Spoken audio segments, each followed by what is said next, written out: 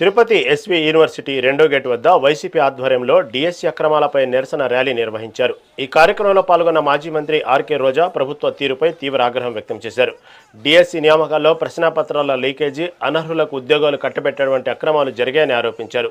420 GO ద్వారా 427 పోస్టులను అనర్హులకు కేటాయించారని మండిపడ్డారు. ఫీజు రియంబర్స్మెంట్ బకాయిలు చెల్లించకుండా విద్యార్థులను మోసం చేస్తున్నారని విమర్శించారు.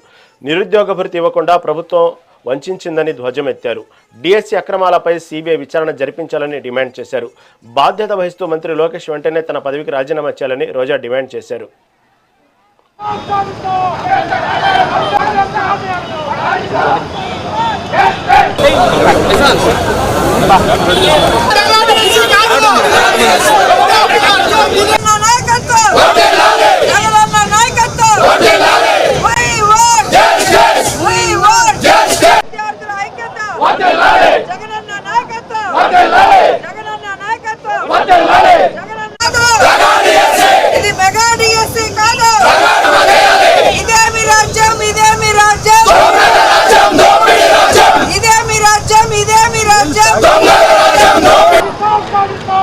కేంద్ర విద్యాశాఖ మంత్రి ధర్మాన్ ప్రధాన్ గారు రాజీనామా చేయడం, మరి ఇక్కడ రాష్ట్రంలో డిఎస్సి పేపర్ లీక్ అయింది.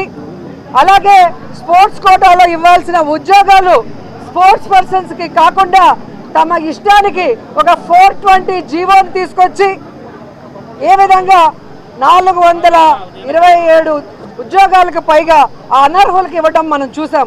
మరి అలాంటి విద్యాశాఖ మంత్రి నారా లోకేష్ రాజీనామా చేయాలని ఈరోజు రాష్ట్రం అంతా కూడా విద్యార్థులు, నిరుద్యోగులు డిఎస్సిలో ఎవరైతే అన్యాయం అయ్యారో అందరూ రోడ్ల మీదకి వచ్చి డిమాండ్ చేస్తున్నారని కూడా ఈ సందర్భంగా తెలియజేసుకుంటున్నా. ముఖ్యంగా మేము ఈరోజు ఇక్కడ ఈ డిఎస్సి పేపర్ లీకేజ్ మీద సిబిఐ విచారణ జరపాలని డిమాండ్ చేస్తున్నాం.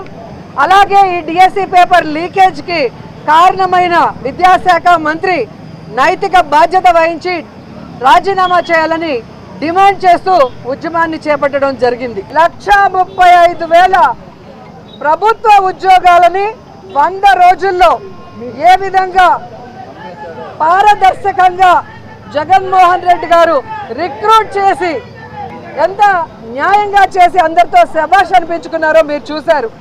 ఈరోజు లోకేష్ 16,000 ఉద్యోగాలకు పెట్టిన డిఎస్సి కూడా సక్రమంగా పెట్టలేక ఈరోజు పేపర్ లీకేజ్ చేయడమే కాకుండా 420 జీవో నంబర్ 47 తీసుకొచ్చి ఈరోజు ప్యాకాట్ ఆడేవాళ్ళు స్పోర్ట్స్ కోటా కింద ఉద్యోగాలు ఇచ్చారంటే ఎంత సిగ్గుచోటో ఒకసారి చూసుకోండి.